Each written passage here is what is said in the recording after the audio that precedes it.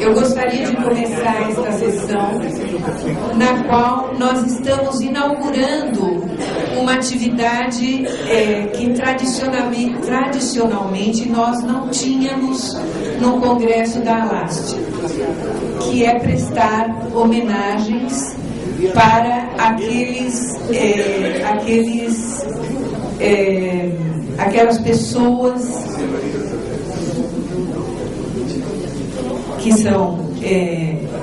são pessoas muito importantes dentro das suas temáticas,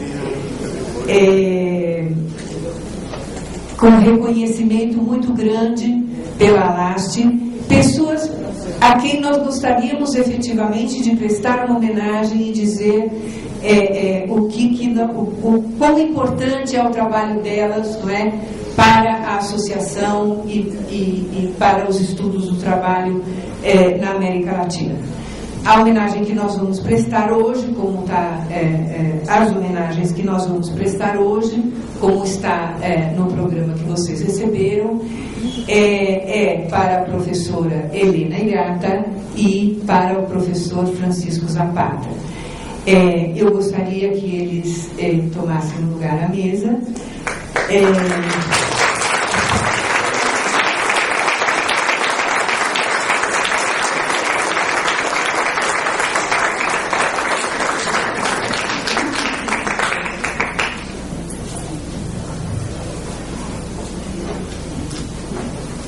E eu gostaria de chamar também à mesa as pessoas que vão prestar as homenagens para a Helena e para o Zapata. Nós vamos começar primeiro com a Helena, Ladies First, não é isso? Então eu vou chamar em primeiro lugar a Luz Gabriela Arango, da Colônia, e Ângelo Soares, do Canadá.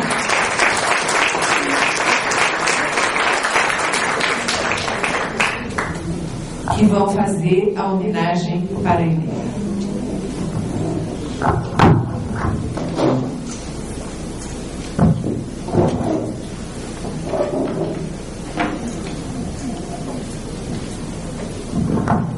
Eu passo a palavra inicialmente, continuando com Ladies First, eu passo a palavra inicialmente para a Luz.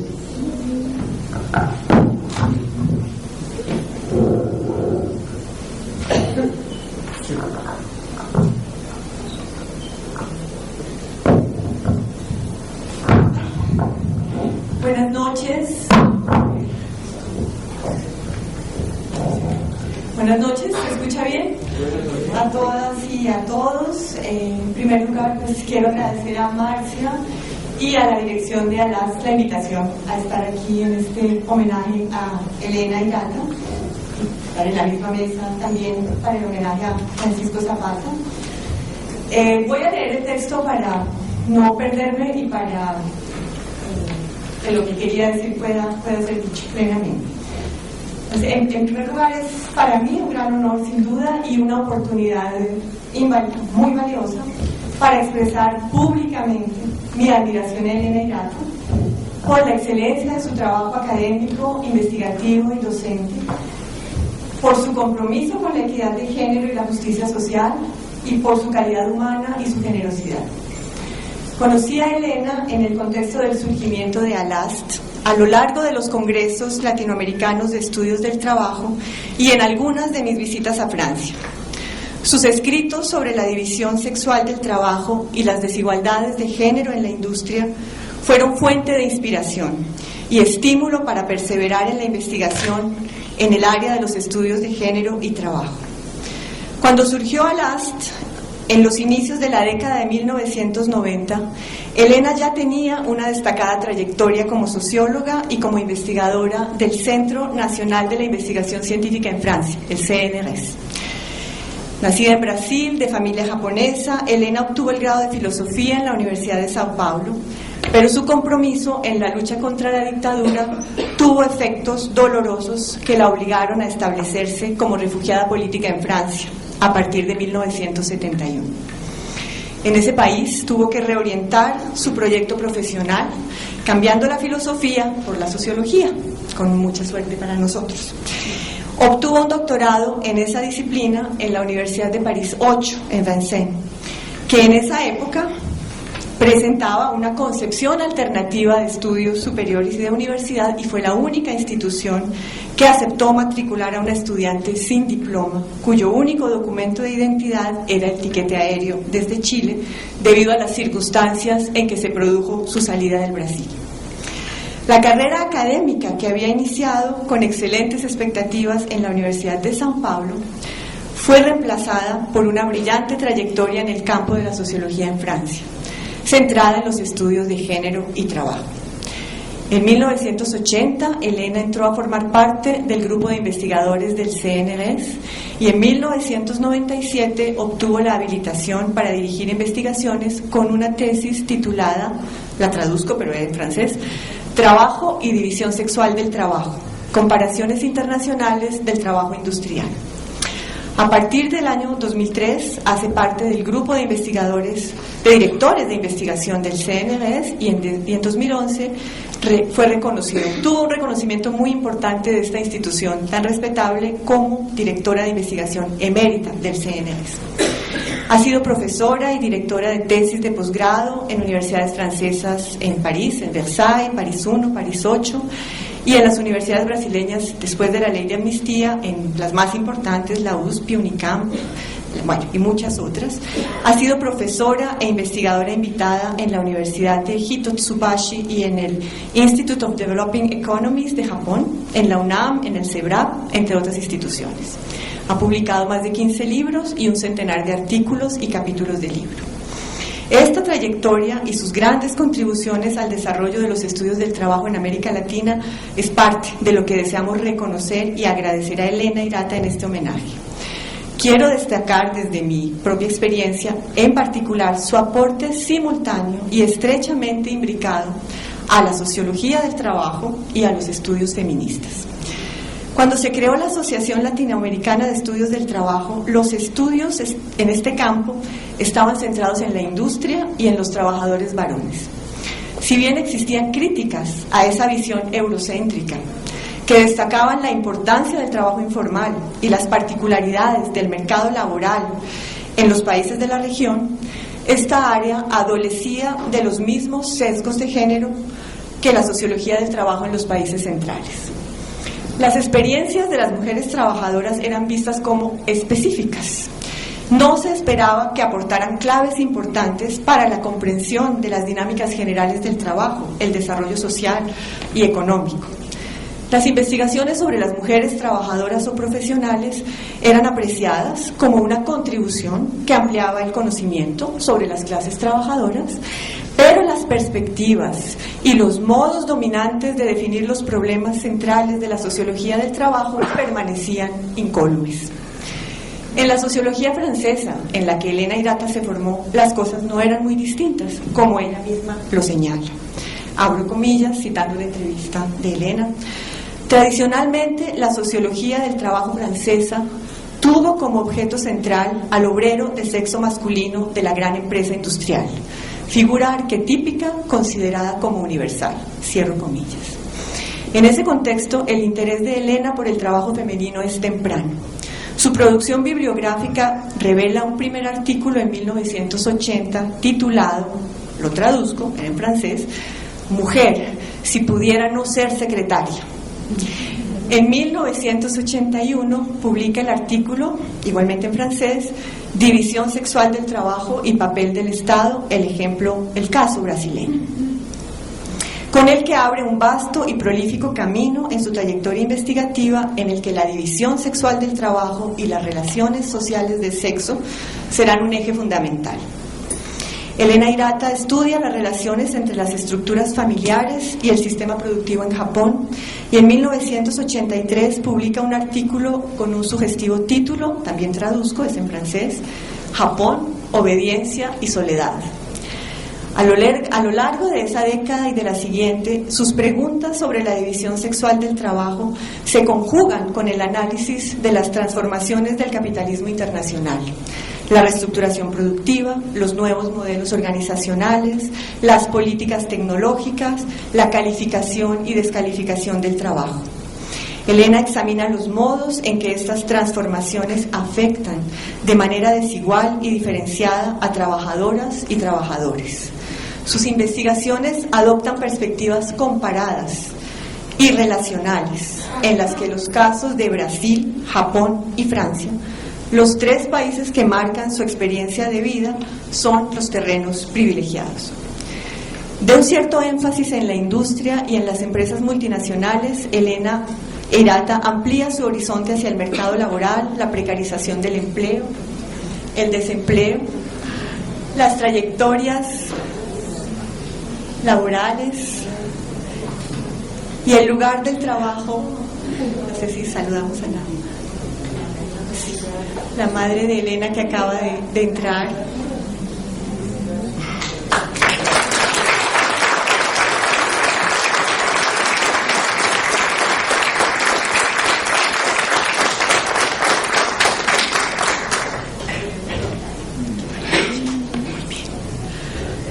Bueno, que muy emocionante que esté la madre aquí presente. Retomo el hilo. Durante la primera década del siglo XXI, estos temas, de un cierto énfasis en la industria y en las empresas multinacionales, Elena Eirata amplía su horizonte hacia el mercado laboral, la precarización del empleo, el desempleo, las trayectorias laborales y el lugar del trabajo en la producción de identidades y resistencias. Durante la primera década del siglo XXI, estos temas adquieren una importancia creciente, dando lugar a compilaciones que recogen investigaciones internacionales como, también traduzco, desempleo, trayectorias, identidades y movilización, con Nadia Guimaraes en 2006, mercado de trabajo y género, comparaciones internacionales con Costa, Sor y Bruschini en 2008, mercado de trabajo y género, miradas cruzadas, Francia, Europa y América Latina con Maruani y Lombardi en 2008, trabajo flexible, empleos precarios, una comparación entre Brasil, Francia y Japón con Guimaraes y Sujita en 2010. Cabe destacar aquí una constante en el itinerario de Elena Eirata, su concepción del trabajo como un proceso colectivo. Esta no solo se aplica al trabajo que ella observa y analiza desde su mirada de socióloga y feminista, sino también a su propia labor como investigadora. Por ello, su trayectoria está marcada por estudios comparativos y colaborativos, por alianzas y diálogos permanentes con colegas de distintas latitudes y horizontes, con militantes, con trabajadoras y trabajadores, participando en redes interuniversitarias, organizando numerosos coloquios que apuntan a construir una comunidad académica y un debate a escala transnacional. Y quiero retomar las palabras que esta mañana muy lindamente pronunció Lucie Tanguy para referirse a Elena, hablando de los miles de kilómetros de puentes que ha construido entre comunidades académicas. Elena participa activamente, esto también lo mencionó Lucie Tanguy, hablando de uno de los pocos polos críticos en Francia que fueron estos estudios de género y trabajo, en los que Elena fue protagonista y sigue siéndolo. En la institucionalización de los estudios de género en las universidades y centros de investigación en Francia, junto a Daniel Kergoat, Marguerite Maruani, Pascal Molinier y muchas otras.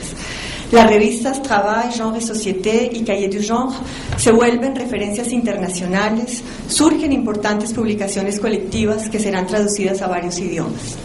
Entre 1992 y 1995, Elena dirige el grupo de estudios sobre la división social y sexual del trabajo. Entre 2002 y 2004 es codirectora del laboratorio Género y Relaciones Sociales. Entre 2006, 2005 y 2008 dirige el laboratorio Género, Trabajo, Movilidad. Todos ellos adscritos al CNRS. La evolución de estos nombres revela transformaciones en las orientaciones temáticas y en los debates teóricos y políticos. De la división social y sexual del trabajo se pasa al género, asociado primero y siempre con las relaciones sociales y luego con la movilidad de manera más específica. La importancia creciente que adquiere el tema de la globalización y las migraciones se concreta en publicaciones como Trabajo y mundialización, confrontaciones norte-sur, con Lothier y Falquet en 2010. El sexo de la mundialización, con Lavary, Falquet, Lefebvre, Kergoat, Souspensky en el mismo año. El trabajo investigativo de Elena Hirata es simultáneamente teórico y político, articulado a procesos colectivos de producción de conocimiento crítico y de formulación de alternativas sociales y culturales y políticas. Busca incidir en los estudios del trabajo, cuestionando sus pretensiones universalistas y desestabilizando sus conceptos pilares, empezando por la categoría trabajo. En esa fructífera frontera entre la sociología del trabajo y los estudios feministas, la contribución de Elena ha irradiado hacia los dos campos. Sus reflexiones han contribuido simultáneamente a incorporar una perspectiva de género en el análisis del trabajo y a desarrollar un análisis materialista en el campo de las teorías feministas. Teniendo como foco al trabajo, definido en forma amplia, Elena ha contribuido a mantener la vigencia heurística y a renovar del análisis de la dominación sexual en términos de relaciones sociales, en las que no solo están en juego construcciones culturales, simbólicas y subjetivas, sino también la división social, sexual y racial del trabajo.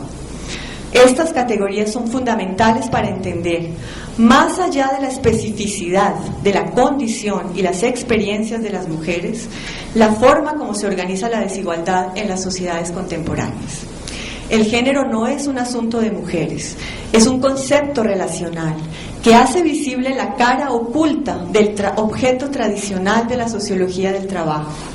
El género revela que el trabajo doméstico y reproductivo realizado por las mujeres es una condición necesaria para que existan tipos sociológicos como el obrero industrial, el empleado de los servicios, el funcionario público, el profesional liberal o el empresario. Pone al descubierto la imperfección de estos tipos ideales, su incapacidad para entender las experiencias de las mujeres y los fundamentos de su opresión. Denuncia asimismo los efectos de la imposición de estas categorías como universales al ocultar los mecanismos de dominación sexual, contribuyendo a su reproducción y legitimidad. En sintonía con la evolución de las preocupaciones en el campo internacional de los estudios de género y trabajo, como protagonista en la producción de conocimiento en este campo, en los últimos años Elena vuelca su atención sobre el trabajo de cuidado. Este concepto introduce dimensiones emocionales, éticas y corporales en la comprensión de buena parte de lo que antes se incluía en la categoría de trabajo reproductivo, contribuyendo a ampliar y complejizar su significado. En su reciente investigación sobre las cuidadoras, adelantada con Guimarães y Sumiko en Brasil, Francia y Japón, el cuidado es aprehendido como un campo multidimensional y transversal que atraviesa el mercado de trabajo, la formación profesional, el Estado y las políticas públicas. La crítica feminista a la sociología del trabajo no es de poca monta, como lo expresa Elena Hirata, abro comillas, en la misma entrevista que cito, y traduzco. Las investigaciones sobre división sexual del trabajo y relaciones sociales de sexo-género mostraron que un análisis desde una perspectiva de género transforma radicalmente las condiciones de producción de los conocimientos sobre el trabajo. De este modo, los trabajos masculinos y femeninos no son comparables, sobre todo si partimos de un concepto amplio de trabajo, como trabajo formal e informal, profesional y doméstico, remunerado y no remunerado. La introducción del concepto de género en los análisis de los objetos tradicionales de la sociología del trabajo, como el empleo, el desempleo, la calificación, los movimientos sociales, los nuevos modelos productivos o la especialización flexible, subvierte el orden epistemológico dominante y produce nuevos conocimientos, cierro comillas. Voy a terminar pronto entonces. Elena ha contribuido, sigue haciéndolo, contribuyó a conquistar un derecho de ciudadanía para la perspectiva de género en los estudios del trabajo.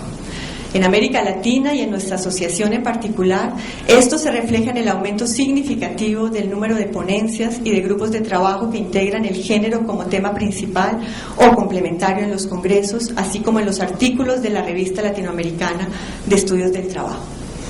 A pesar de estos avances, el núcleo duro de la sociología del trabajo poco se ha modificado en relación con el género, y retomo a Elena, abro comillas. creo que se puede decir que la introducción del concepto de género en la sociología del trabajo renovó los conceptos y los enfoques sociológicos. Lamentablemente, los paradigmas predominantes en la disciplina todavía son ciegos al género y no toman en cuenta los resultados de estas investigaciones. Cierro comillas. Este homenaje y el reconocimiento a la trayectoria de Elena Hirata, dedicada a la investigación sobre género y trabajo, es tal vez un síntoma de los cambios que su labor y la de otras colegas ha conseguido en el campo de los estudios del trabajo en América Latina. Es también una invitación a perseverar en esta tarea crítica. Muchas gracias, Elena.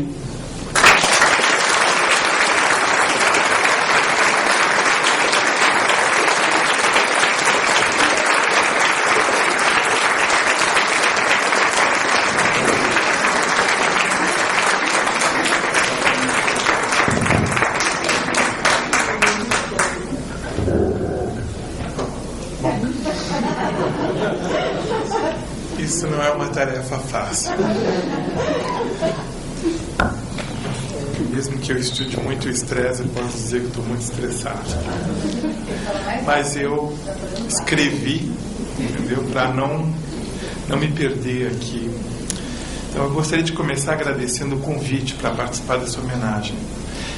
É uma grande honra para mim, um privilégio e também um grande desafio, pois como falar sobre a Helena, sua carreira, seu trabalho? Será que posso? Será que devo contar tudo? Por exemplo, o banho que tomamos juntos numa noite em Paris, com a água do meio-fio, ou de Caniveau, na rua Rivoli, exatamente no Marais, onde o carro passou e ensopou eu e Helena. Andando pro metrô, eu perguntava para ela: o pessoal está olhando porque a gente está molhado ou porque está cheirando mal? E ela falava: os dois. Então, após uma... eu tenho uma coisa importante aqui. Perdão. Tem uma apresentação PowerPoint.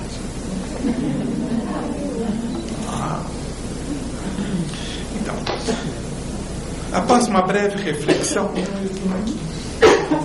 sob controle.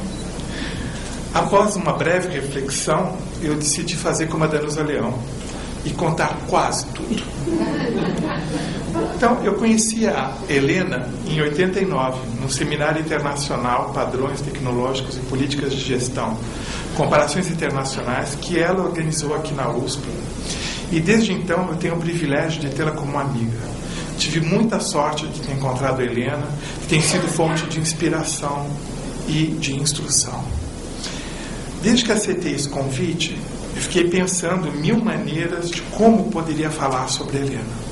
E rapidamente realizei que estava diante de uma aporia, uma dificuldade decorrente da impossibilidade objetiva de se obter respostas ou conclusão para uma determinada questão. Pensei em falar sobre a sua obra, os livros, os artigos, tudo que ela construiu e tem construído na sua trajetória acadêmica. E aí, que começou aqui no Departamento de Filosofia da USP, até hoje pesquisadora emérita no CNRS, na França. Entretanto, logo percebi que seria uma tarefa muito árdua e corríamos o risco de não sair daqui até amanhã de manhã. Além disso, acredito que seria injusto, pois isso seria muito redutor. Na verdade, eu acho que existem muitas Helenas que coexistem numa só Helena, que é única. Tem a Helena intelectual engajada, feminista, que milita e luta pela igualdade entre homens e mulheres, que analisa a divisão sexual do trabalho, o trabalho na indústria do vidro, os modelos produtivos, o desemprego, o trabalho de cuidar, o trabalho das mulheres, a questão do gênero, comparações internacionais, França, Japão, Brasil. Poderia jamais contentar só com uma sociedade, não são 3. Isso apenas para mencionar alguns temas que a Helena tem tratado ao longo da sua carreira. Eu tenho brincado, tive que criar um verbo chama-se o verbo iratear. Significa você carregar o computador durante as suas férias para trabalhar, porque você precisa continuar trabalhando. Tanto você faz, tanto você trabalha. Então, eu falei para ela, eu falei assim, esse é o verbo iratear. Quando eu faço isso, eu falo que estou irateando. Então, temos aí a Helena, intelectual, feminista. Mas temos também a Helena, militante, que muito cedo iniciou sua militância política, participou do movimento estudantil, atuando de forma ativa e contínua, ocupando cargos de comando, de direção. Ela é uma das meninas de Biúna. Ficou presa no presídio Tiradentes, em seguida foi transferida para o presídio de Carandiru e no DOPS. Quando foi libertada, foi informada por colegas e professores que sua contratação, que já era certa aqui na USP, provavelmente não se concluiria, pois a sua prisão e o respectivo indiciamento no inquérito policial a impediram de seguir sua carreira de professora dentro da Universidade de São Paulo. Helena foi exilada em Paris, no período do regime militar brasileiro, momentos sombrios da nossa história que fraturaram a carreira e os sonhos de Helena. Mas, obviamente, ela não se deixou abater por isso. E sempre lutando muito. Helena... E temos, então, uma outra Helena. Temos a Helena, nascida no dia 24 de junho, filha de João Sumúcio Irata e da dona Cecília Irata, que quem conhece, reconhece de onde vem toda a simpatia da Helena. Também temos a Helena Irata, mãe do Daniel, que quem tem ou terá a chance de conhecer vai constatar que o êxito da Helena não se restringe somente ao mundo acadêmico, mas também como mãe, porque o Daniel é um garoto fantástico. E aí temos a Helena, a dona Cecília e o Daniel. Não podemos também deixar de mencionar a Helena Gourmet, que prepara jantares e almoços, branches inesquecíveis, refinados, seja na Rua Clozel, seja em Paris, como na Rua Tabapuã, aqui em São Paulo. E eu posso dizer, quem já experimentou, nunca esquecerá. Quando vocês dão contas, vejam, vocês se dão conta da dificuldade que me deparo. Rapidamente, dei-me conta de que faltam palavras no dicionário para poder falar com justeza sobre você, Helena.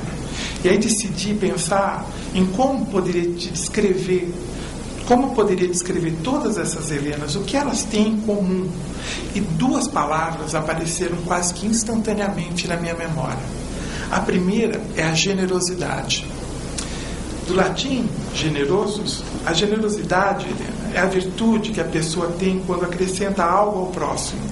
Quando a pessoa dá algo a alguém, tendo ou não o suficiente para dividir, não se limitando apenas a bens materiais. A generosidade é uma qualidade de quem coloca os interesses do outro no mesmo plano que seus interesses pessoais para resolver problemas, dificuldades, dilemas que atingem a todos. A generosidade demonstra a grandeza da alma. E aí eu só posso dizer, se todos fossem iguais a você. Para Spinoza, a generosidade é um desejo pelo qual o indivíduo, a partir de um simples mandamento da razão, se esforça por assistir os outros, homens e mulheres, estabelecendo entre estes e ele um vínculo de amizade. Segundo ainda Spinoza, o amor é a finalidade, a generosidade é o caminho. Então, daí do Spinoza vai aparecer a segunda palavra para te descrever, que é a amizade, a filia. O Descartes distingue amor em função da estima que temos pelo que amamos, em comparação com nós mesmos. Quando estimamos o objeto do nosso amor menos que a nós mesmos, temos por ele apenas uma simples afeição. Quando estimamos tanto quanto a nós mesmos, a isso se chama amizade. E quando estimamos mais, a paixão que podemos ter pode ser denominada como devoção. Com você, eu acho que é impossível ter apenas uma simples afeição. No mínimo, é uma amizade. E muitas vezes mesmo devoção. A sua amizade, Helena, nos faz sentir como se nossas almas se misturam e se confundem em uma mescla tão universal que elas apagam e não encontram mais a costura que as uniu, assim como nos explicou Montaigne. É amizade como filia, amizade para toda a vida, onde você faz o bem. Faz sem que seja solicitado e não espalhe o fato quando é feito. Aristóteles dizia que a filia é necessária como um meio para atingir a felicidade. Estou certo de que os seus amigos aqui presentes, assim como eu, serão unânimes em lhe dizer que tê-la como amiga nos faz muito, mas muito mais felizes. E para concluir, eu queria lembrar uma canção do Milton Nascimento que se aplica a você. Essa canção diz que amigo é coisa para se guardar debaixo de 7 chaves no lado esquerdo do peito. É onde você está, comigo. Gostaria de dizer que você influencia não somente minha maneira de pensar e analisar os mundos do trabalho. Você é uma dessas pessoas que mudou a linha da minha vida, fonte de grande inspiração, e eu lhe sou e serei eternamente grato. Por isso o convite para participar desse evento é para mim de uma importância ímpar, e eu te digo muito obrigado.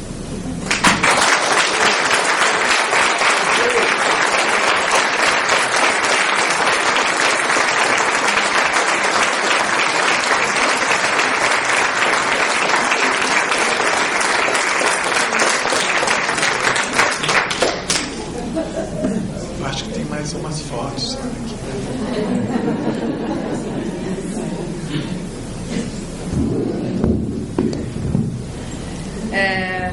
Muito obrigada, Ângelo, e muito obrigada, Gabriela, pelas suas palavras e por todo o trabalho que vocês tiveram para fazer essas homenagens, porque realmente o trabalho a gente sente, é uma coisa muito fácil da gente detectar sendo sociólogo do trabalho. Obrigada à LAST, à sua diretoria, aos membros da LAST de toda a América Latina por terem concebido essa homenagem, ideia que eu nunca teria tido. Também acho que preciso mencionar que não estaria aqui hoje se não tivesse sido acolhida em janeiro de 1971, pela França Terra de Asilo, há 42 anos, refugiada política na França, como disse a Luz Gabriela, escapei à ditadura militar brasileira, à prisão, à tortura, à morte ou desaparecimento para sempre, que foi o destino de tantos camaradas militantes nossos. Vidas e projetos interrompidos, mas a memória deles continua viva e nos faz agir. Também não posso deixar de partilhar essa homenagem com Beth Lobo, pela sua afirmação, em que me reconheço plenamente, da necessidade de associar teoria e prática, o trabalho de pesquisa dita científica e a militância sindical, política e feminista. E pela sua atuação no desenvolvimento da área Gênero e Trabalho no Brasil, desenvolvimento prosseguido por Liliana, Laís, Magda, Maria Rosa e tantas outras. Acho que pode-se dizer que acompanhei, juntamente com minha colega e amiga Daniela Gargoata, com quem também gostaria de partilhar essa homenagem, as transformações do trabalho, passando de pesquisa sobre trabalho operário e industrial ao trabalho de cuidado no setor de serviços, sempre atenta à divisão do trabalho, do saber e do poder entre homens e mulheres. Dentro de uma perspectiva de sociologia crítica, de que falava Lucy Tanguy hoje de manhã, e herdeira da tradição da sociologia do trabalho francesa, de pesquisa de campo, de estudos empíricos, esses estudos empíricos etnográficos, realizados em Londres nos anos 1930 por Flora Tristan, militante socialista e feminista, francesa e peruana, cidadã do mundo, e Flora Tristan, que teria podido ter escrito as frases célebres escritas 100 anos depois por Virginia Woolf, escritora abundantemente citada hoje de manhã na palestra de Juan José Castillo. Pode-se dizer que é uma frase célebre, em que eu também me reconheço, de Três Guinéas, de 1938. As a woman, I have no country. As a woman, I want no country. As a woman, my country is the whole world. Enquanto mulher não tenho país, não quero ter nenhum país. Enquanto mulher, o meu país é o mundo inteiro. Muito obrigada.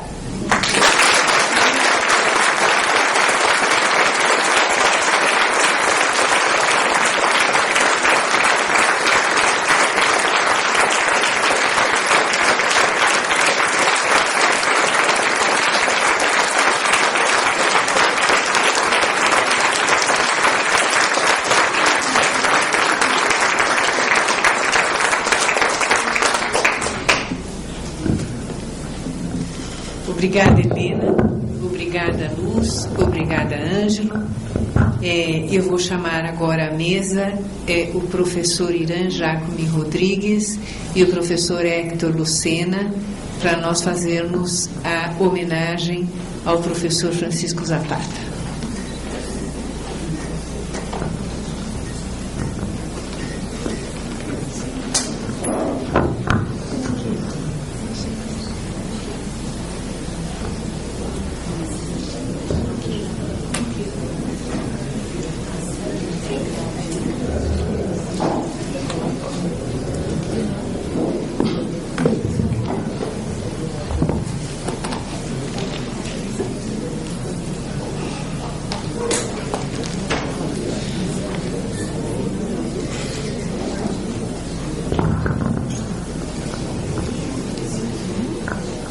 Eu gostaria de passar a palavra ao professor Irã.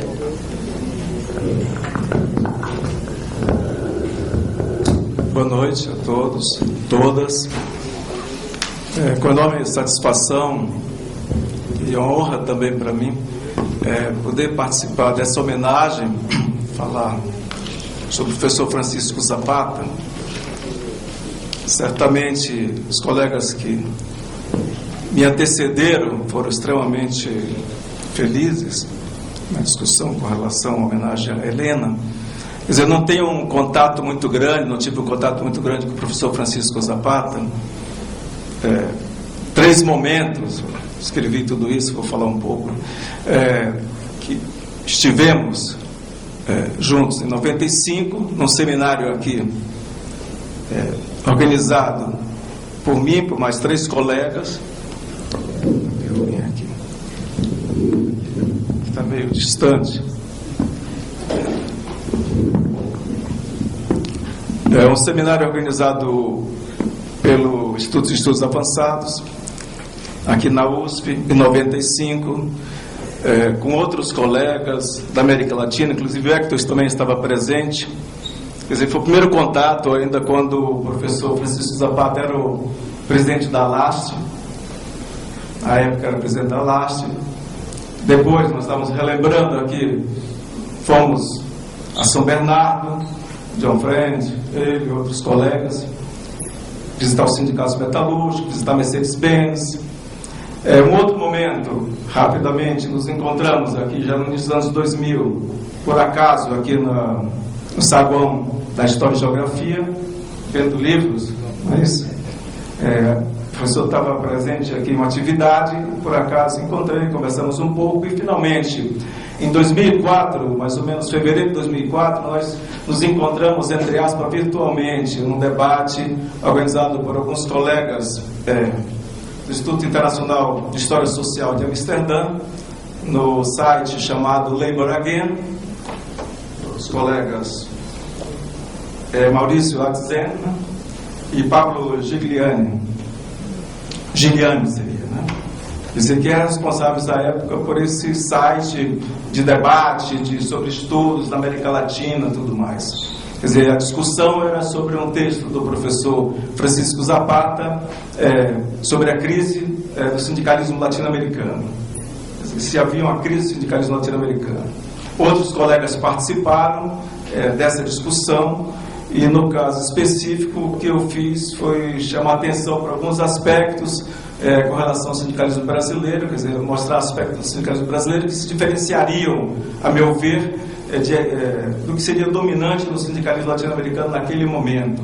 Nós estamos falando de 2004 já no Brasil, e um pouco da experiência anterior também.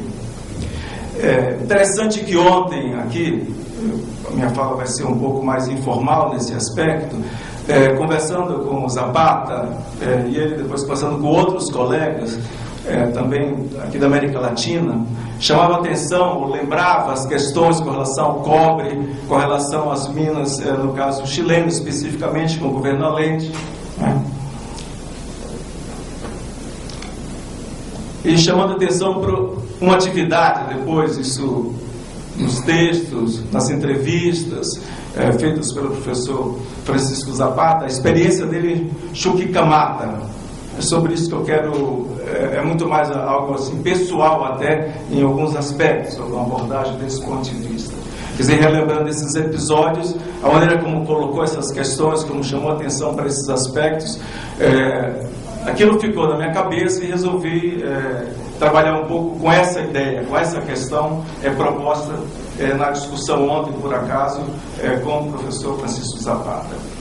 Quer dizer, em 1971, o Zapata vai trabalhar em Chuquicamata, uma mina de cobre, no governo de Allende, com o objetivo específico de buscar criar as condições para a representação dos trabalhadores na empresa, tudo isso. Quer dizer, a ideia de controle também dos trabalhadores em alguma medida na empresa, ainda que não diretamente, evidentemente. E, na época, o Zapata era representante, ou estava indo em nome da Central Única dos Trabalhadores do Chile, né? Quer dizer, ele disse que foi trabalhar no norte do Chile como parte da Central Única dos Trabalhadores, com a missão de colocar em marcha, colocar em discussão um programa que se chamava Participação dos Trabalhadores na Administração das Empresas Estatais. Quer dizer, criar instâncias de negociação fora do âmbito sindical.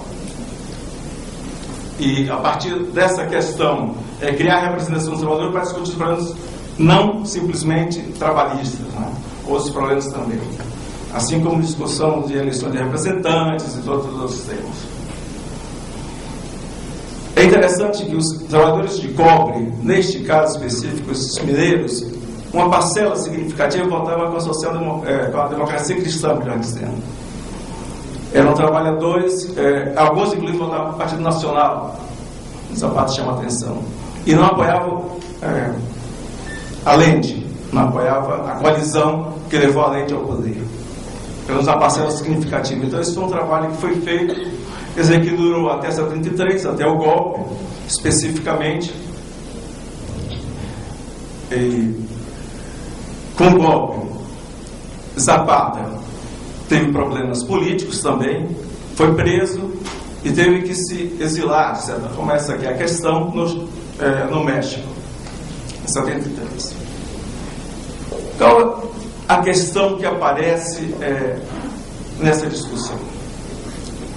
Diz o Zapata, por razões muito circunstanciais, essa primeira experiência de Chuquicamata se transformou para mim em algo distinto no final de 71, já que passei a formar parte da empresa.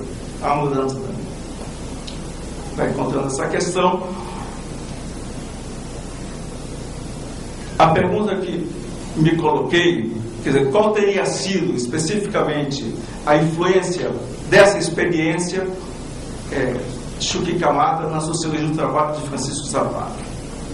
E o que ele nos diz? Foi algo extremamente fundamental para ele.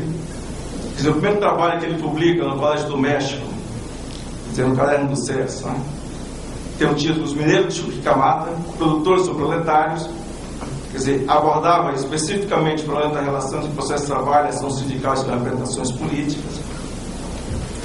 E o que ele disse que descobriu aí em Chuquicamata foi os problemas profissionais de qualificação, defesa do ofício, da dignidade profissional dos trabalhadores e as consequências políticas, quer dizer, que se colocavam aí, especificamente.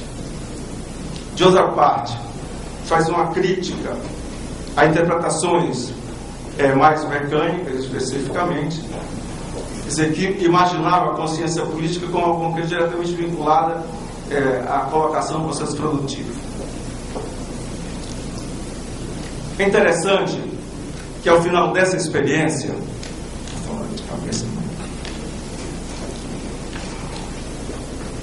o professor Francisco Zapata, já em Lima, muito interessante, diz ele, em um quarto em Lima, se perguntava: o que eu vou fazer da minha vida? O que eu vou fazer daqui para diante? Quer dizer, qual será o meu futuro, de certa maneira? Essa aqui é a questão. E diante dessa questão, se colocou a seguinte problemática: vou estudar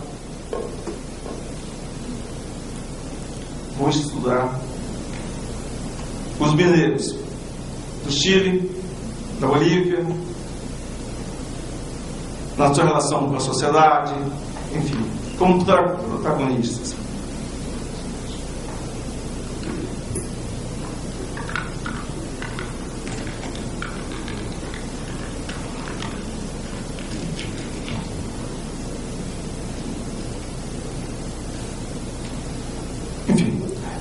Vou voltar a essa questão, mas é muito interessante a observação, quer dizer, discorrendo sobre as motivações que levaram outros colegas, a Gabriela mesmo, Assunção, Zapata Cita, Henrique de la Graça também, tantos outros, quer dizer, com experiência de anos de formação, naquele período de formação, ele chama a atenção para um aspecto que é extremamente significativo também, quer dizer, a motivação, em geral, de sua geração e de outros colegas que vieram depois dele, a motivação do ponto de vista da sociologia do trabalho, especificamente da sociologia como tal, motivação fundamentalmente com alto componente político, um alto grau de político, digamos assim.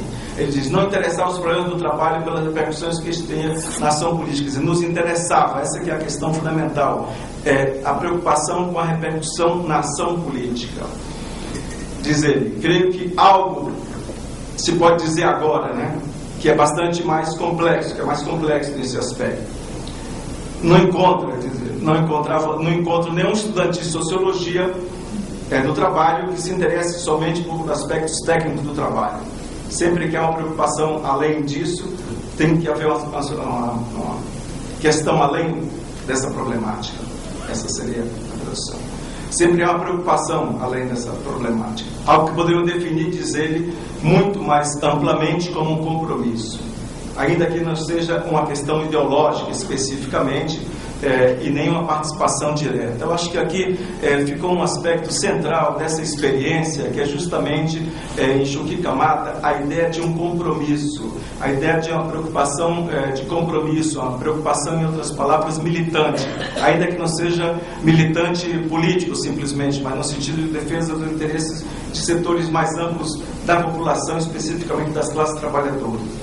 Quer dizer, é interessante, ouvindo que os colegas chamaram a atenção com relação a Helena Irato também, me lembro que em 1987, aqui mesmo, na Sociologia, numa homenagem que foi realizada, um seminário realizado em homenagem ao professor Aziz Simão, o Boris Wall observava que, em larga medida, os sociólogos do trabalho, aqueles que discutiam o trabalho, pesquisavam o trabalho, etc., eram indivíduos, pessoas, colegas, pesquisadores que tinham vindo de uma tradição de esquerda, que tinham vindo da militância política, em larga medida, que tinham deixado a militância política e continuavam na militância acadêmica, digamos assim, em defesa dos setores mais desfavorecidos. Em alguma medida, essa questão também se coloca, claro, tanto com a Helena, de outra maneira, não estou falando da Helena especificamente, mas principalmente, nesse caso específico, com o professor Francisco Zapata. Eu acho que esse é um aspecto extremamente significativo do trabalho do Zapata. Dizer, temas que se relacionam com o mundo do trabalho, na medida que eram oriundos de grupo de esquerda e tudo mais. Quer dizer, após o golpe militar do Chile, né, justamente isso que ele chamava a atenção, quer dizer, ele vai tentar discutir, estudar, quer dizer, os mineiros como atores sociais, seja no Chile, na Bolívia, no Peru. Então, no fundo, a questão que fica é qual a experiência, peguei um aspecto apenas da experiência do Zapata, concretamente, para dizer o quê? Quer dizer, o ponto de partida para um conjunto extremamente significativo de trabalhos, né? Livros, artigos, cursos, seminários, debates, que marcam sua preocupação, né? Concretamente. relações de trabalho, desenvolvimento econômico, democracia, as relações entre Estado, democracia e classes trabalhadoras, greves de sistema corporativo, especificamente com relação ao México, artigos nesse sentido, trabalhando nos sindicatos na América Latina, a questão democrática e a esquerda latino-americana, a sociologia do trabalho na América Latina, o trabalho na nova e velha economia, estudos sobre mulheres trabalhadoras em uma empresa automobilística, quer dizer, um estudo interessante que chama a atenção para esses aspectos também. Quer dizer, em tantos outros temas, questões e reflexões sobre as classes trabalhadoras, os sindicatos e as relações com as condições de produção, com a sociedade e com o Estado. Quer dizer, desse ponto de vista, a homenagem que fazemos, que é o professor Francisco Zapata, é por excelência o sociólogo do trabalho da América Latina. Quer dizer, um continente ainda pobre, desigual, pulverizado em muitos aspectos, com déficit no que tange à democracia, a participação dos trabalhadores na sociedade, a despeito das exceções que apenas confirmam a regra. Aqui talvez pudéssemos pensar um aspecto que seria um paradoxo nisso, como chama a atenção Adam Chervosky quando discute a questão da democracia. Quer dizer, a democracia política, diz Chervosky, é viável ao custo de restringir as transformações sociais e políticas. Como Marx já observou em tais condições, as massas de oprimidos buscarão usar seus direitos políticos para conseguir transformações sociais e econômicas, enquanto os detentores de privilégios econômicos e sociais estarão reiteradamente tentados a buscar a proteção da força. A conclusão de Marx, diz Chervosky, que a combinação da democracia política e propriedade privada é impossível como forma duradoura de organização social, talvez seja muito forte. Ele fala, é forte demais. Mas a democracia continua a ser rara e instável. Quer dizer, rara porque requer um compromisso entre classes e instável exatamente por isso. Quer dizer, o professor Francisco Zapata, não falei, quer dizer, tem dezenas de livros escritos, centenas de artigos publicados, debates, seminários, tudo mais. Quer dizer, de certa maneira, foi, além disso, quer dizer, aluno do Tourenne, fez doutorado com Tourenne na França, tudo mais, não? De certa maneira, a trajetória intelectual exemplar do professor Francisco Zapata indica um claro caminho. A compreensão das sociedades, das classes trabalhadoras em suas relações com as outras classes sociais é indissociável do compromisso do sociólogo, em especial do sociólogo do trabalho, contra todas as formas de opressão na luta, né, contra isso, de justiça e de desigualdade. Quer dizer, no fundo, essa que é a questão, esse é o compromisso sociólogo, quer dizer, é um compromisso militante nesse aspecto, é um pouco a nossa experiência, o ofício sociólogo latino-americano de um sociólogo do trabalho. Muito obrigado, professor.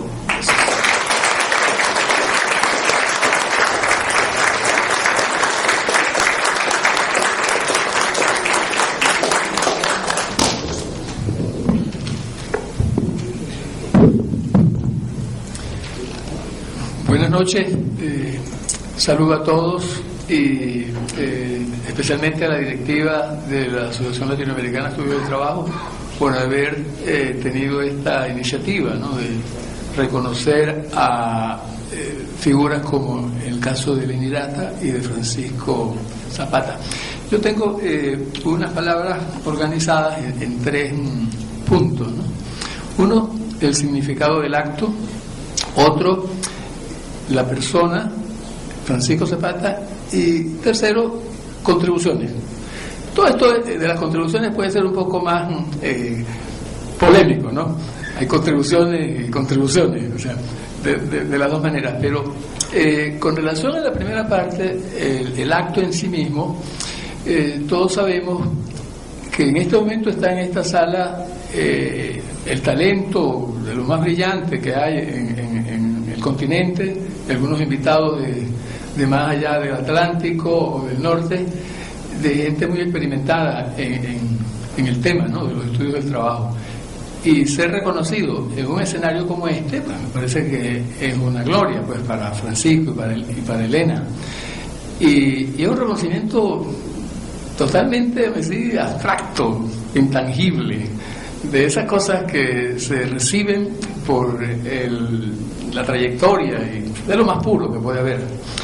Y lo otro que también valoro, la circunstancia de haber sido el primer presidente de la asociación, también creo que extiende ese hecho a a la coyuntura, pues, de haber estado en un país que estaba viviendo una efervescencia de debate, de análisis sobre los temas del trabajo, con equipos jóvenes de estudiosos, donde estaban muchos de sus discípulos y que miraron en él su presidente y lo colocaron en esa posición, y que hoy, 20 años más tarde, después de varios congresos, después de muchos encuentros, aquí seguimos, ¿no?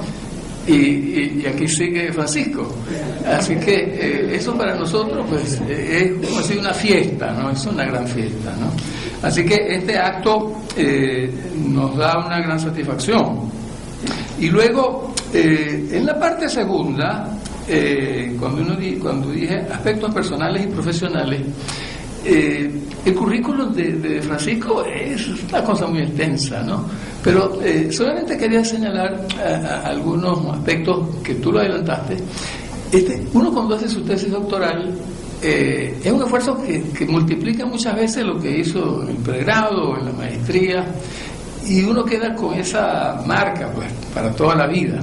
Pero Chuquimata, me parece que Chuquita Mata fue otra marca en Francisco, en su trayectoria, como bien lo ha destacado Irán, porque, bueno, estaba pasando un acontecimiento histórico que todos estamos recordando, y vamos a seguir recordando los hijos, los nietos, la unidad popular y todas las transformaciones, el socialismo por vía electoral, el socialismo pacífico.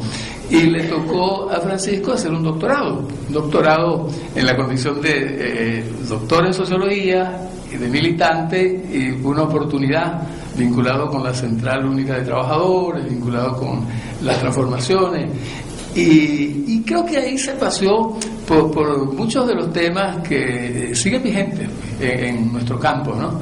El proceso de trabajo, la organización del trabajo, la organización de los trabajadores, la competencia entre perspectivas entre unas corrientes y otras, la producción, el dinero, el trabajador, el proletario, todo lo que bien sabemos.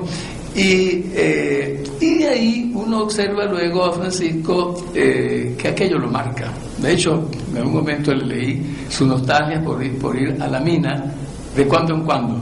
Cuando tenga la oportunidad van a la mina y recrearse ahí.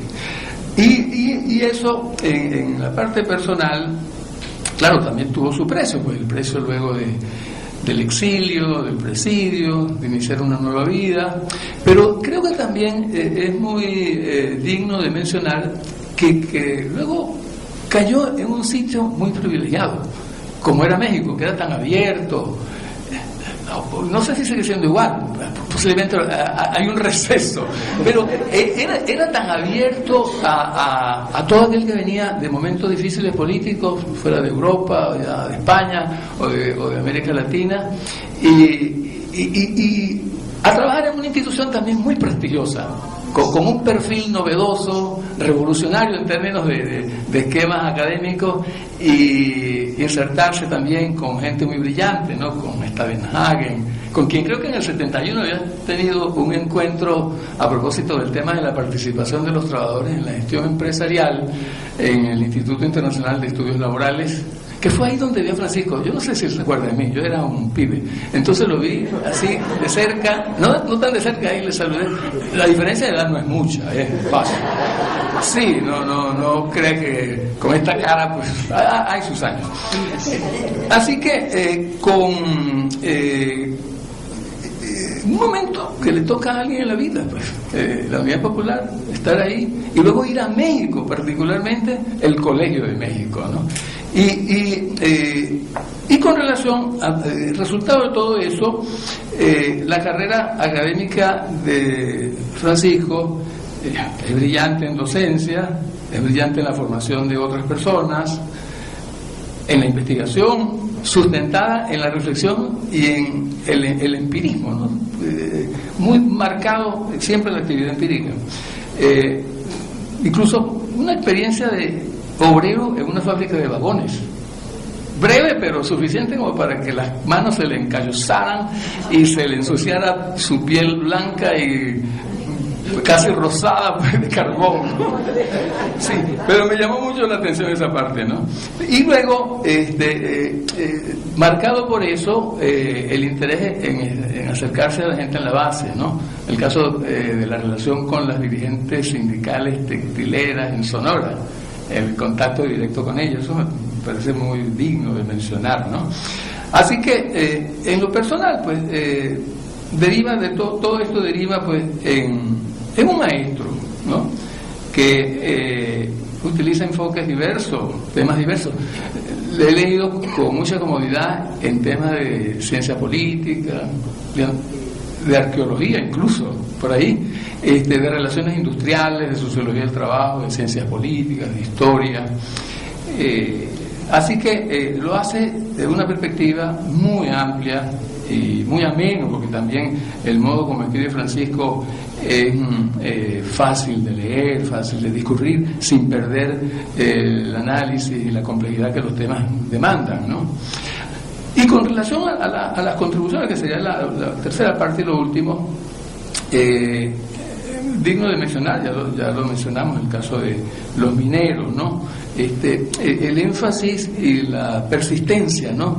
En tener presente la complejidad en la formación del trabajador cuando es campesino, cuando es minero, el tema de las etnias, el tema del enclave, como el caso de Chuquicamata. ¿Cómo es que es el nombre? Chuquicamata. Y la continuidad y la perseverancia en esa múltiples circunstancias de quienes luego van a ser el sindicato, luego van a ser el movimiento obrero, ¿no? Y lo otro que también es otra de la persistencia, mirar en otras perspectivas, como el caso de un acercamiento a un estudio una asignación. Creo que cuando llegó a México le tocó, por un compromiso que tenía el Colegio de México, en ir a una experiencia nueva, un desarrollo de una cirúrgica en un complejo, el complejo Lázaro Cárdenas en las Truchas, y venía cargado, pues, con la experiencia del enclave, de la mina en Chile, y se fue con aquella formación, aquella vivencia, y se encontró con que había que mirar las cosas en otra perspectiva, y se adentró en el enfoque de los pueblos de desarrollo. Y luego también, a partir del estudio de la siderúrgica y de la mina, la experiencia de mirar el desarrollo en una zona que no era siderúrgica tradicional, en el sur de Francia, para ver otro tanto, ¿no? Y ahí una serie de publicaciones y una serie de contribuciones que valoramos mucho. Y lo otro que también valoro en la literatura de Francisco es que mira a los clásicos, ya más allá de la sociología, los clásicos del pensamiento latinoamericano. O sea, estudiar a José Ingenieros, a Martí, a Mella, a Recabarren, a Lombardo Toledano, a Previs, a Medina Echeverría, a Gino Germani, a Gunther Frank, y los más recientes, pues. Y en sus cursos, material para sus cursos, pero que evidencia una profundización del pensamiento de estos personajes centrales en las definiciones del devenir histórico de nuestra región. Y lo último, los conceptos fundamentales en el campo de los estudios del trabajo, como clase, conciencia obrera, ciudadanía, trabajadores, movimientos sociales, sociabilidad, enclave, indigenismo, etnia, la combinación entre los autores clásicos y nuevos autores, incluso en distintas lenguas, ¿no? Porque es muy eficiente en eso de tener una literatura diversa en términos de procedencia, de lenguas, y hacérnoslas llegar y ponernoslas en su análisis, ¿no? Y hay un ejemplo en uno de sus trabajos científicos donde nos plantea sobre la conciencia obrera lo siguiente, aquí entre comillas, ¿no? Existen otros elementos que contribuyen a complicar la conceptualización de la conciencia obrera como puede ser el impacto de las ramificaciones étnicas del origen predominantemente rural de la clase obrera, la experiencia traumática que pueden vivir los campesinos indígenas en el espacio fabrilo minero, el trabajo subterráneo o el estar al lado de hornos a altas temperaturas, o el aprendizaje y contacto directo con herramientas gigantes manejadas por instrumentos y fuerzas eléctricas, la internalización de formas de producir completamente distintas a las que imperaban en el trabajo agrícola, o la redefinición de la forma de la toma de decisiones, como son los usos y costumbres, en las formas que asume la autoridad empresarial o la acción sindical o política. En su contribución al artículo Arqueología de la Conciencia Obrera. Lo que quiero decir con esto, hay aportes, hay contribuciones, de tal manera que la producción científica de Francisco Zapata insinúa más de lo que muestra y sugiere más de lo que escribe. Y por eso lo entendemos y lo reconocemos como un autor fundamental y referencial para los estudios del trabajo. Por ello, este homenaje es justo y merecido para Francisco Zapata y honra a la Asociación Latinoamericana de Estudios del Trabajo y a quienes somos parte de ella en este 50º aniversario. Es todo.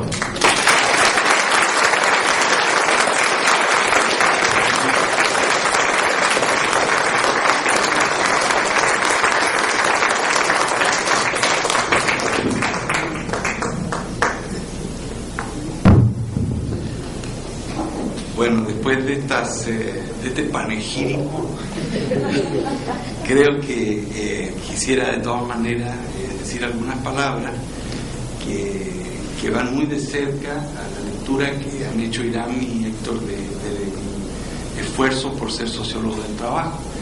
Es muy grato encontrar aquí a dos personas que entendieron bastante bien lo que yo he tratado de hacer en mi vida de trabajo. Y eso está ligado, muy ligado, como decía recién Héctor, a la experiencia que yo tuve en estos últimos 20 años y quizás más, porque la historia no empezó en 1993, sino que empezó mucho antes, cuando Laís y Marcia nos encontramos en un lugar de la cordillera de los Andes, en el Cajón del Maipo, en Santiago de Chile, y ahí empezó la historia.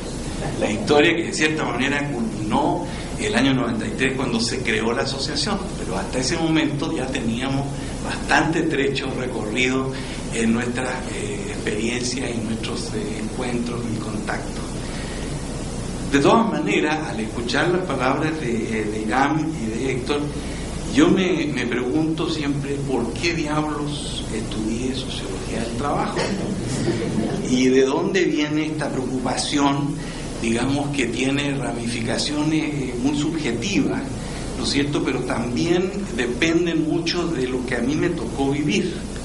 Es decir, yo empecé a estudiar sociología el año 63 y salí de la escuela de sociología el año 67, y en esos años el Chile de esa época era un Chile muy agitado, muy digamos, movimentista. No sé cuántas manifestaciones públicas hubieron en esos años durante un gobierno que fue un gobierno muy polémico en la historia de Chile, que culminó, ¿no es cierto?, con la elección del presidente Allende el 4 de septiembre de 1970. Quiero decir esto porque estudiar sociología en esa época era una cosa muy circunstancial, era algo que éramos muy pocos los que éramos sociólogos. En Chile la mitad de la población académica no sabía lo que era la sociología. Entonces llegar a estudiar esta disciplina en esa época era como una especie de descubrimiento de algo que estaba en potencia, que quizás algo había ahí. Entonces cuando se junta esta incógnita de por qué estudiamos sociología con un momento histórico, con circunstancias que nos obligaban a tratar de comprender qué diablos pasaba en nuestro país, como lo que vamos a ver mañana, qué diablos está pasando en Brasil, ¿no es cierto? En 1964, nosotros jóvenes sociólogos, ¿qué pasa en este país? Y eso es lo que gobernó mi conducta, digamos, mis decisiones, porque yo tengo la idea que no fue durante esos 5 años de estudio que fue el momento determinante, sino que más bien entre el año 68 y el año 73. En esos 5 años, digamos, pasaron, si ustedes quieren, yo pasé de un conocimiento muy elemental de la sociología a la práctica sociológica. Y entonces, como decía Héctor, yo llegué fresco de un examen de doctorado en Nanterre en 1970 y encontré una oportunidad de trabajo muy extraña, ¿no es cierto? El que le escribía los discursos al presidente Allende, Juan Enrique Garcés, me llama un día por teléfono y me dice: ¿te quieres ir a Chuquicamata? Yo venía con mi diploma, con mi tesis, todo, ¿no es cierto? Había visto algo de la vida sindical, algo de la vida de trabajo, porque mi tesis la hice sobre eso, sobre un tema un poco polémico que después se hizo un poco anacrónico, porque mi tesis doctoral se llamaba La estabilidad política de Chile, algunas hipótesis sobre el papel del movimiento obrero. Nótese, se defendió el 15 de junio de 1970, así que hay un atenuante en ese tiempo. Pues bien, eso es muy importante, porque de la tesis me fui a una mina que queda a 2.500 metros de altura, a 200 kilómetros de la ciudad de Antofagasta, en los faldeos de la cordillera de los Andes, donde habían 12.000 trabajadores, ¿no es cierto? El núcleo estratégico de la industria del cobre en Chile, 12.000 que producían en esa época como 2.000 millones de dólares. Entonces el valor de cada trabajador era muy alto.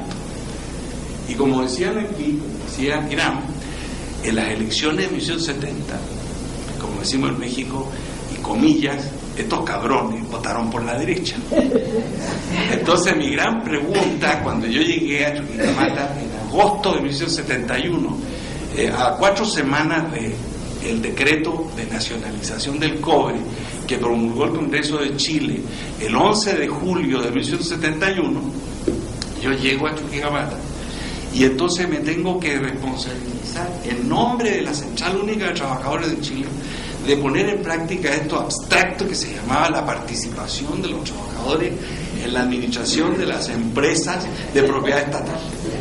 Entonces ahí ustedes vieron, como me denominan aquí, a Francisco Zapata tratando de convencer a los trabajadores del cobre, que habían votado por la derecha, de que era muy interesante que ellos participaran en la administración de la empresa, de una empresa estratégica de la economía de Chile.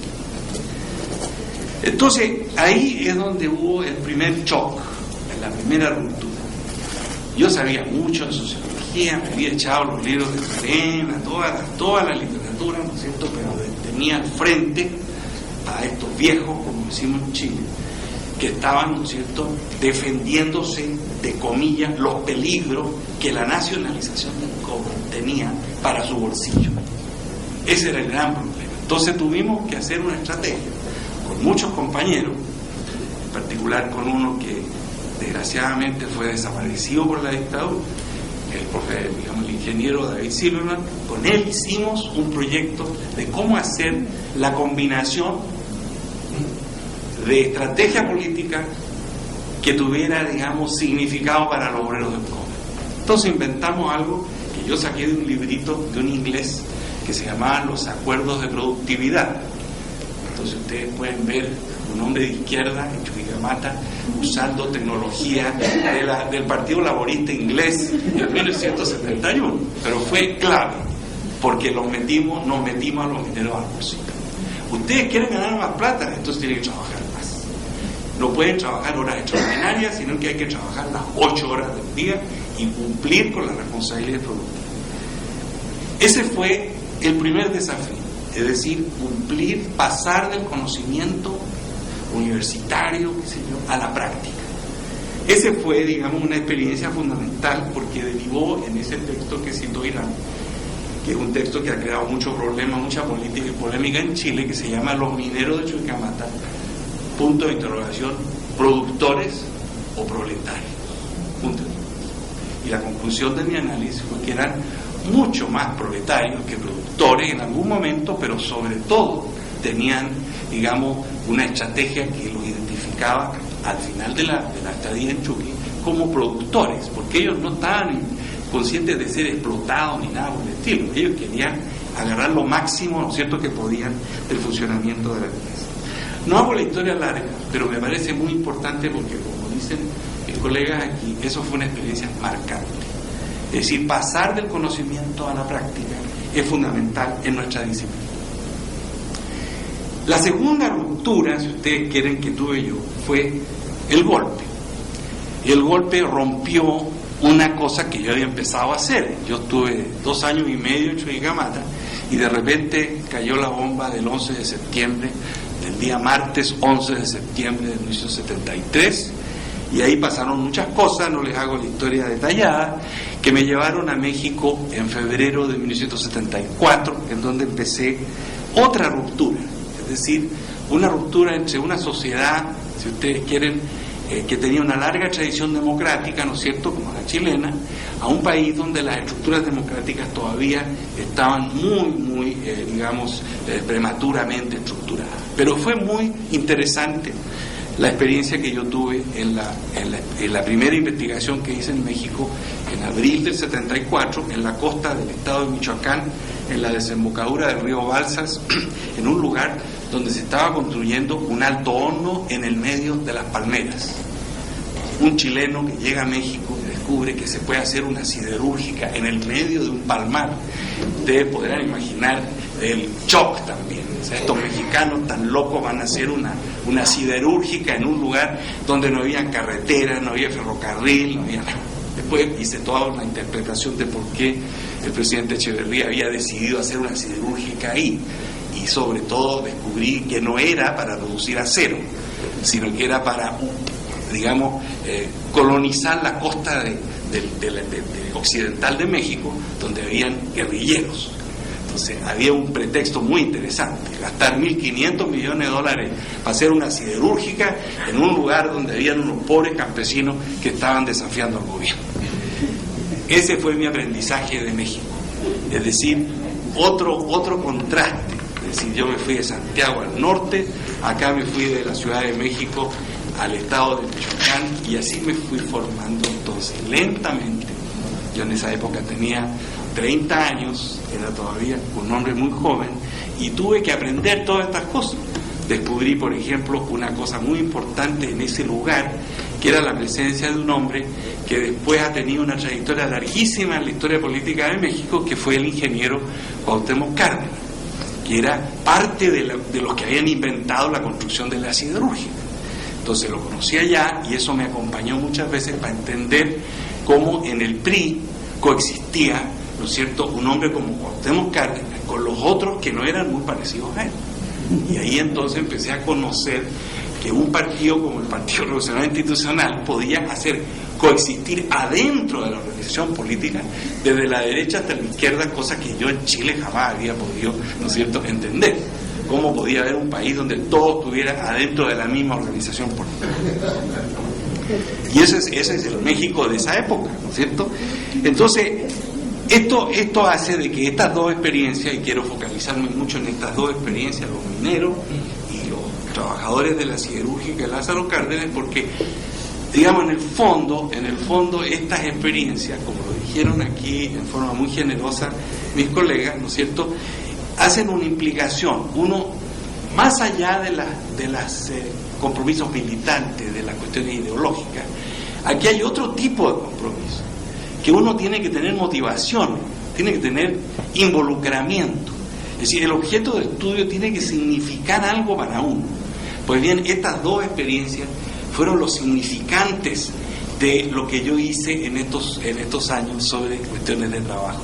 Si no hubiera habido esa especie de desafío de entender, ¿no es cierto?, por ejemplo, entender a estos cabrones de Chuquicamata, o entender que un partido político podía ir de la extrema derecha a la extrema izquierda, fueron desafíos que hubo que tratar, digamos, de conectar. Entonces, para terminar, digamos, yo recibo este homenaje, digamos, como una especie, digamos, de desafío para todos nosotros, porque yo solo soy un individuo, como lo dije ayer, dentro de un colectivo que somos nosotros. Nosotros somos responsables, hasta cierto punto, de dar sentido a lo que está pasando en la vida de trabajo en nuestro continente.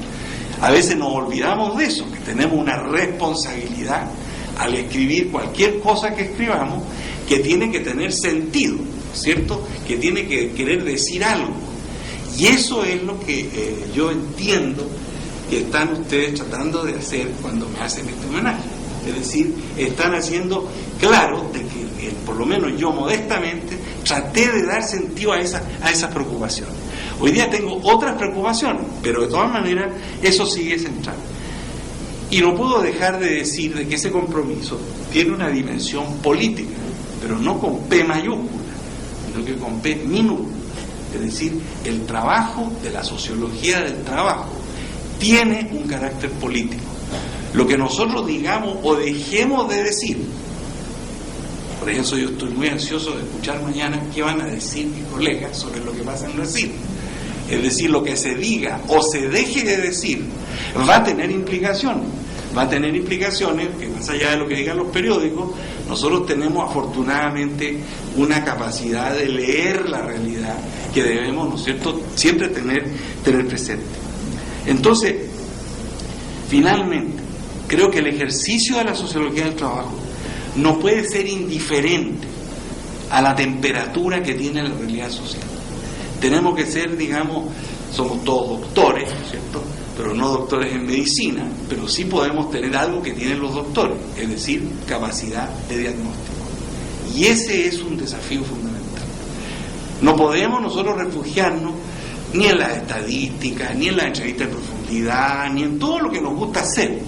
Tenemos que leer esos materiales con una idea de que hay que sacar algo que tenga sentido. Y por eso la idea, la capacidad de diagnóstico que tengamos es fundamental. Y eso es nuestro desafío aquí, en Chile, en México, en Colombia, en todos los países que pertenecen a nuestra asociación. Y eso ha sido, yo creo que, y así interpreto yo este homenaje que me están haciendo, porque creo que en ese sentido, tanto Elena como yo hemos tratado en nuestra vida de investigadores de cumplir con esa responsabilidad. Muchas gracias.